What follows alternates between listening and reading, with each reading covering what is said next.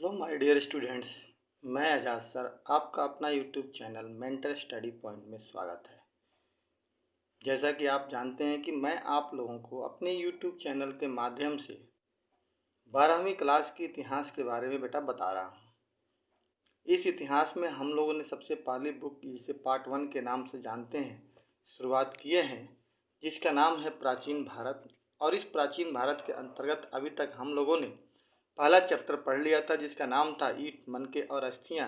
दूसरे चैप्टर हम लोग बात कर रहे हैं जिसका नाम है राजा, किसान और नगर की बात कर रहे हैं। इसमें हम लोगों ने राजा, किसान और नगर तीनों चीज़ों को पढ़ा। और इसके बाद आज के वीडियो में हम लोग इस पूरी चैप्टर को कंप्लीट कर लेंगे अच्छी तरह से, और साथ ही साथ लास्ट में जो भी कन्फ्यूजन वाली चीज़ें हैं उसको हम लोग करने का प्रयास करेंगे। सबसे पहले हम लोगों ने कल के वीडियो को जो देखा था उसमें हमने ये देखा था बदलता हुआ देहात के बारे में, और कैसे जनता में राजा की छवि थी, साथ ही साथ नगरों का उदय कैसे हुआ, उपज बढ़ाने के तरीके क्या थे, सामाजिक भिन्नताएं क्या थी, इन सब सारी चीज़ों का भूमिविधान, ये सब सारी चीज़ें हमने वहाँ पे देखने का प्रयास किया था। नए नगरों का उदय कैसे हुआ, ठीक है, नगरीय जनसंख्या क्या थी, इन सारे चीज़ों को छोटे छोटे स्तरों पे हमने समझने का प्रयास किया अभी तक। आज हम लोग जो पढ़ने जा रहे हैं वो हम लोग इतिहास के लेखन के लिए क्या क्या चीज़ें ज़रूरत होती थी उनकी बात हम लोग करेंगे। जैसे कि हमने पीछे पढ़ा था कि इतिहास लेखन में पुरातात्विक साक्ष्य, साहित्यिक साक्ष्य और कुछ धार्मिक ग्रंथों की ज़रूरत पड़ती है। उसी में से पुरातात्विक साक्ष्यों की क्या क्या इंपॉर्टेंस था उसकी हम लोग चर्चा करेंगे। ठीक है दोस्तों, तो चलिए आज हम लोग बात करते हैं। सबसे पहले हम सिक्का और राजा की बात करते हैं।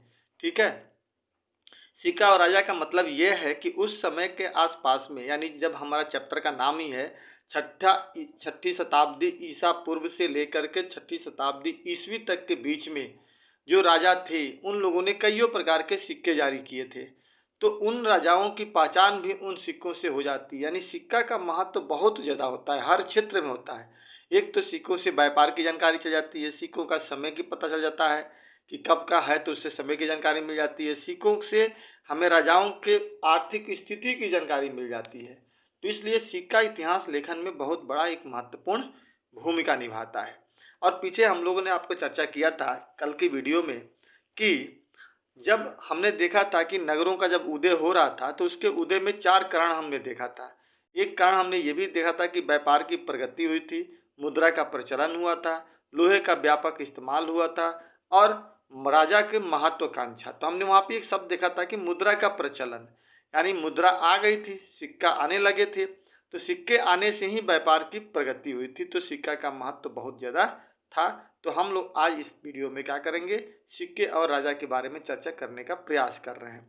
कह रहा है कि छठी शताब्दी ईसा पूर्व में भारत में पहली बार चांदी और तांबे के रूप में आहत सिक्कों का प्रचलन आरंभ हुआ। मैंने आपको याद होगा बताया था कल वाली वीडियो में कि पहली बार चांदी और सोने के सिक्के, हालांकि सोने के भी थे, तांबे के भी थे, चांदी के भी थे, इनके सिक्के जारी किए गए थे। और इन सिक्कों को हम लोग या तो पंचमार्क सिक्का या आहत मुद्रा के नाम से जानते थे।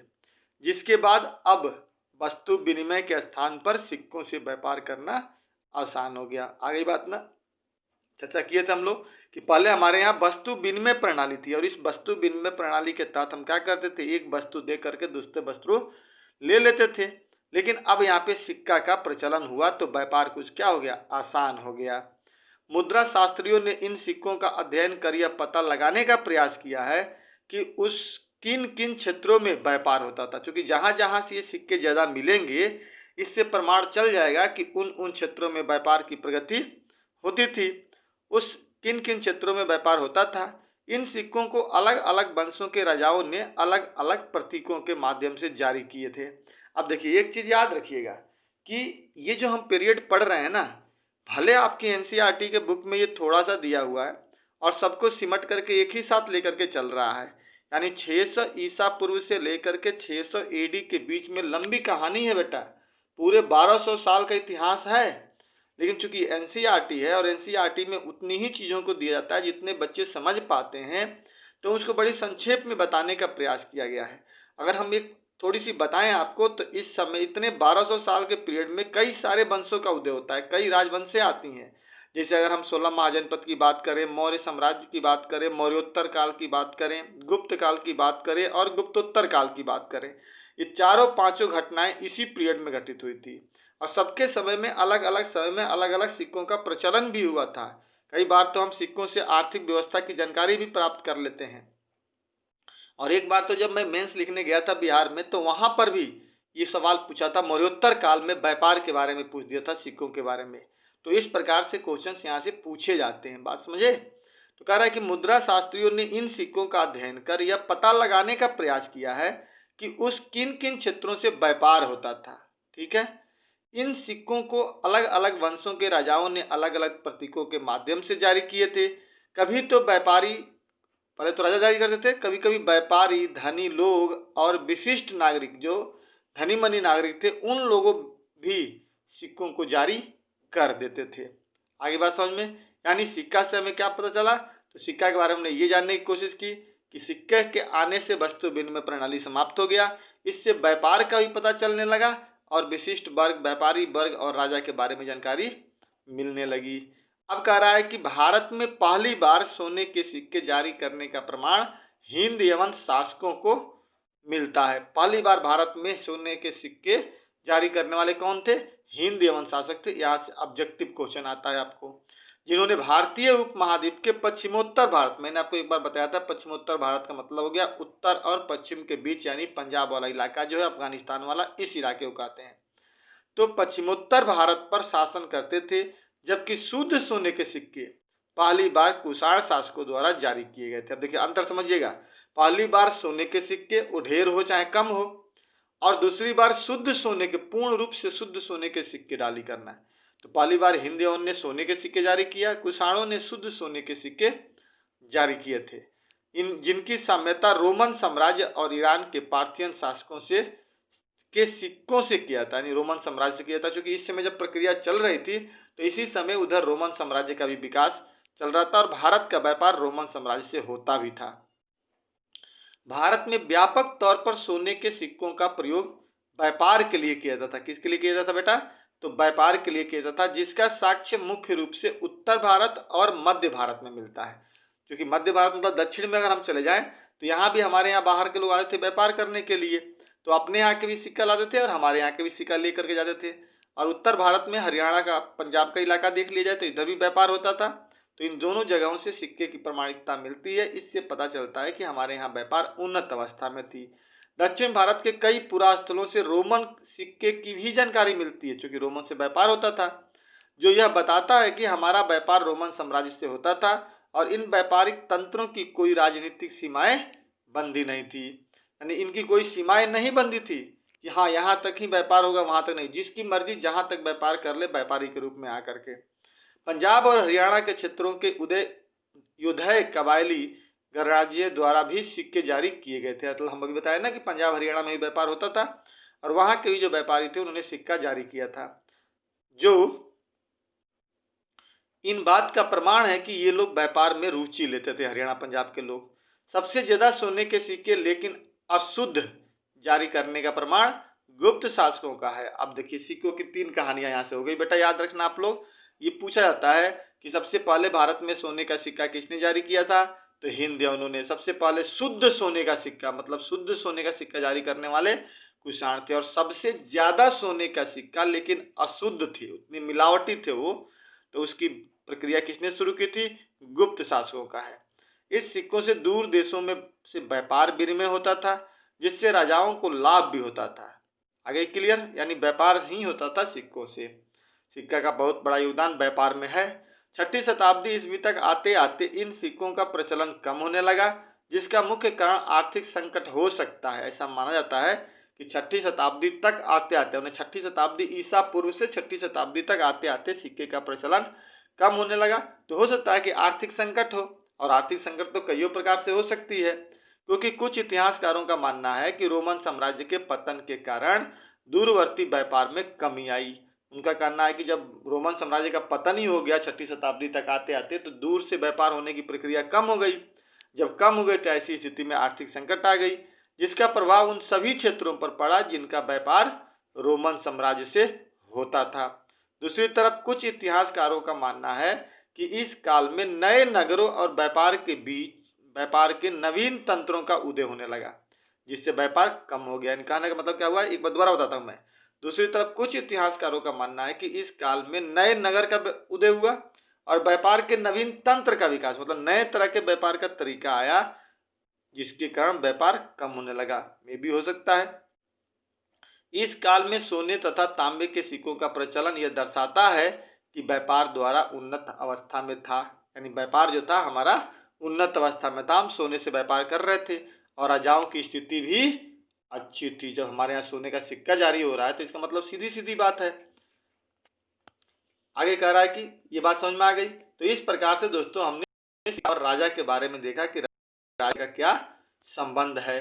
ठीक है, इन दोनों को चीजों को हमने देखने का प्रयास किया। अब हम बात कर रहे हैं यहाँ पे आगे, वो है हमना कि मूल बातें का मतलब ये है कि अभिलेखों का अर्थ कैसे निकाला था। तो अभिलेखों का अर्थ निकालने की कई प्रक्रिया थी दोस्तों, आगे इसकी चर्चा हम लोग करेंगे। अभिलेखों में जो अर्थ निकाले जाते थे अशोक के अभिलेख से, कई प्रकृति, कभी उनकी भाषा को समझ करके, कभी उनके अर्थ को समझ करके, कभी यूनानी भाषा के साथ इसकी साम्यता स्थापित करके कई विधियों के माध्यम से निकालने का प्रयास किया गया, जिसकी चर्चा हम आगे कर रहे हैं। अब कर रहा है कि ब्राह्मणी लिपि का अध्ययन, यानी एक तो ये भी बात हुई ब्राह्मणी लिपि का अध्ययन कैसे किया गया जी। तो कह रहा है कि 1938 में अंग्रेज अधिकारी जेम्स प्रिंसेप ने अशोक के अभिलेखों का अध्ययन कर ब्राह्मणी लिपि का अर्थ निकाल लिया। कौन सा व्यक्ति था जी? तो जेम्स प्रिंसेप जो था, जिन्होंने अध्ययन किया और इसका अर्थ निकाला, क्योंकि भारतीय अभिलेखों में ब्राह्मणी भाषा का ही ज्यादा इस्तेमाल किया गया है। क्योंकि अशोक ने जो लिखा था 4 भाषा का प्रयोग किया था, ब्राह्मणी लिपि, खरोष्टी लिपि, अरमाइक लिपि और यूनान लिपि। खासकर अशोक के अभिलेख ब्राह्मणी लिपि में ही लिखे गए हैं। बिल्कुल क्लियर हो गया। दरअसल यूरोपीय विद्वानों ने भारतीय पंडितों की सहायता से आधुनिक बंगाली और देवनागरी लिपि में कई पांडुलिपियों का अध्ययन शुरू किया और उनके अक्षरों का मिलान प्राचीन अक्षरों से कर उसका अर्थ निकालने में सफल हो गए। यानी पंडितों से सहायता लेकर के अंग्रेजों ने क्या किया, मेहनत किया, मेहनत करके उसका अर्थ निकालने में सफल हुए। आगे बात समझ में।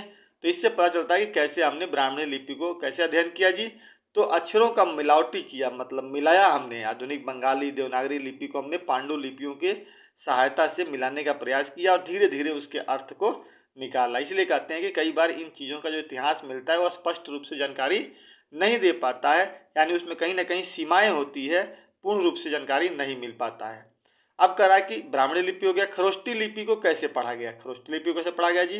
तो भारत में सबसे पहले अभिलेख लिखने की परंपरा अशोक ने ही इराक के शासक डेरियस प्रथम से प्रेरणा लेकर किया था। ये क्वेश्चन याद रखिएगा, कहाँ से? तो इराक के शासक डेरियस प्रथम से प्रेरणा लेकर शुरू की थी।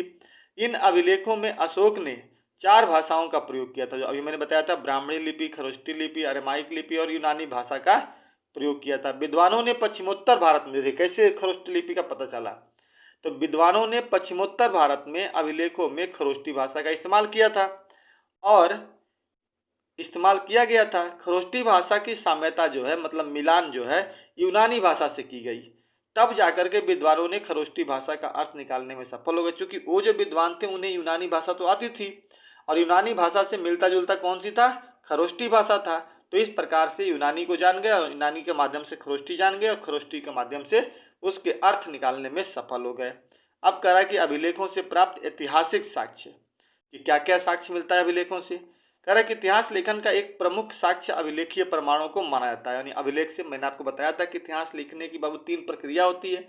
एक कुछ होते हैं पुरातात्विक साक्ष्य, कुछ साहित्यिक और कुछ मतलब धार्मिक ग्रंथ होते हैं।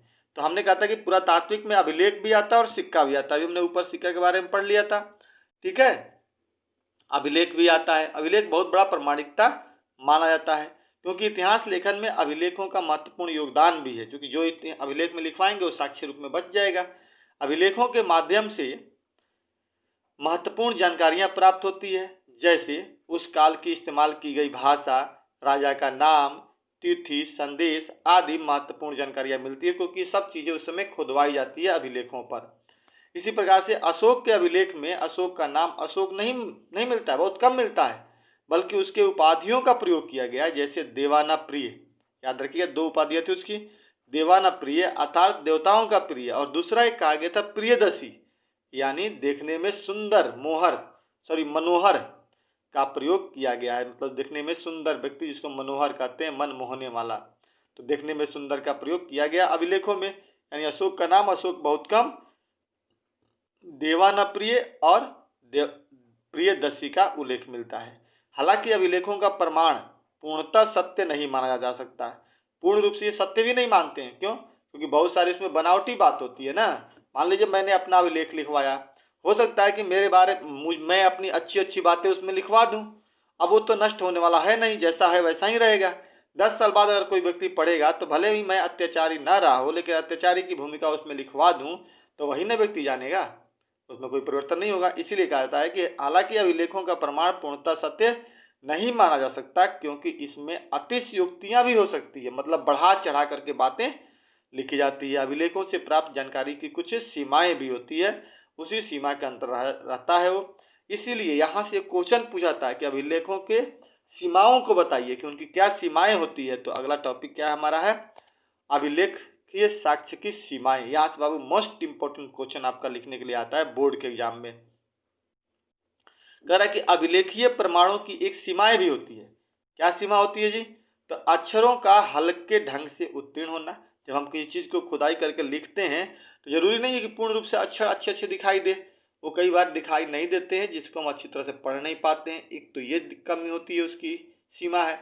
दूसरा, अभिलेखों को टूट जाने से कुछ अक्षरों का लुप्त भी हो जाता है। कई बार अभिलेख टूट जाता है तो कई सारे अक्षर क्या हो जाते हैं? लुप्त हो जाते हैं, तो हमें स्पष्ट जानकारी नहीं मिलता है कि इसके आगे क्या लिखा हुआ है। उसके बाद तीसरा कहता है कि वास्तविक अर्थ न निकल पाना। कई बार हम उसका अर्थ ही नहीं समझ पाते हैं कि वो लिखा क्या है उस पर। ठीक है। भाषा समझना आना, भाषा भी नहीं समझ पाते हैं हम लोग कई बार उसकी। दैनिक प्रक्रियाओं और रोजमर्रा की जिंदगी के सुख और दुख का उल्लेख अभिलेखों में नहीं मिलता है।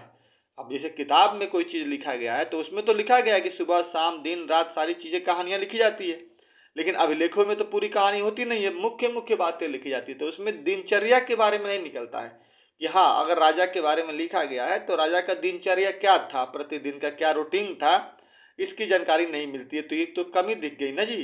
तो ये उसकी एक सीमा हो गई। अगला कह रहा है कि वास्तविक ज्ञान का अभाव रहता है या संशय का होना। मतलब रियल ज्ञान नहीं मिल पाता है। जरूरी नहीं है, मान लीजिए जैसे कहा जाता है कि अशोक के बारे में अभिलेख, अब अशोक ने जो भी अभिलेख लिखवाया था अपना शिलालेखों पर, स्तंभ लेखों पर, क्या वास्तव में वो सही था? नहीं। अशोक तो बहुत बड़ा एक क्रूर व्यक्ति था, लेकिन कहीं वो क्रूरता का परिचय नहीं देता है। और कई बार ऐसी बातें भी लिखवा देता है जो लोगों को धमकी भी देता है। तो कई बार वो अपनी बड़ाई भी करता है और अपनी शिकायत भी करता है, मतलब अपने से अलग हट करके चीज़ों को लिखवाने का प्रयास करता है। तो इसलिए कहते हैं कि वास्तविक ज्ञान नहीं मिलता है उसमें, क्योंकि जैसा लिखवा देगा सदियों तक लोग वही पढ़ेंगे। अगला कह रहा है कि राजनीतिक और आर्थिक इतिहास का पूर्ण ज्ञान नहीं मिल पाता है। यानी राजा की स्थिति कैसी थी, प्रशासन कैसा था, अर्थ की व्यवस्था कैसी थी, कितना डेवलप था, कैसा व्यापार होता था, इन सब की जानकारी अभिलेख से बहुत कम मिलता है। और साथ ही साथ किसी राज्य के राजा के संपूर्ण काल की उचित ज्ञान का अभाव रहता है उसमें। इस प्रकार हम कह सकते हैं कि इन 7 पॉइंट के माध्यम से, कि 7 पॉइंट ऐसे होते हैं जो साक्ष्य अभिलेखों की सीमाएं होते हैं, जो पूर्ण रूप से उनसे सत्य चीजों को प्राप्त होने में मदद नहीं करता है। इस प्रकार दोस्तों हमने इस वीडियो में आज प्राचीन भारत के दूसरा जो टॉपिक है राजा, किसान और नगर के बारे में हमने कंप्लीट कर लिया। पूर्ण रूप से ये क्वेश्चंस, मतलब ये किताब के चैप्टर वाइज एक एक पॉइंट्स को हमने क्लियर कर लिया।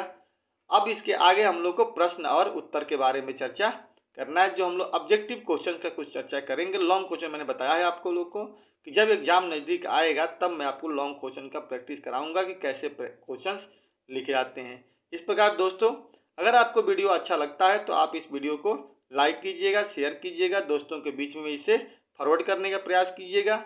और अभी तक आपने अगर इसे सब्सक्राइब नहीं किया है तो आप इसे सब्सक्राइब कर दीजिए, ताकि हमारा मनोबल बढ़ता रहे और मैं आपके लिए अच्छे से अच्छी वीडियो लेकर के आता रहूं। जय हिंद, जय भारत।